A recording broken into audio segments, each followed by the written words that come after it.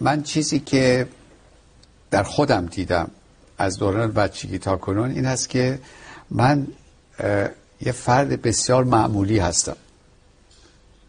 شاید بینندگان عزیز از این جمله خورده براشون جا بخورم. یعنی چی معمولی؟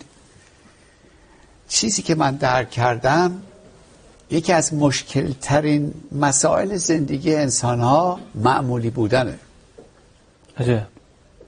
هر کسی میخواد یه جور دیگه خودش نشون بده که هست. من سعی کردم همونی باشم که هستم و هیچ وقت تفکرات من با رفتار من چیز نیست، فاصله نداره، هر دوشون یکیه.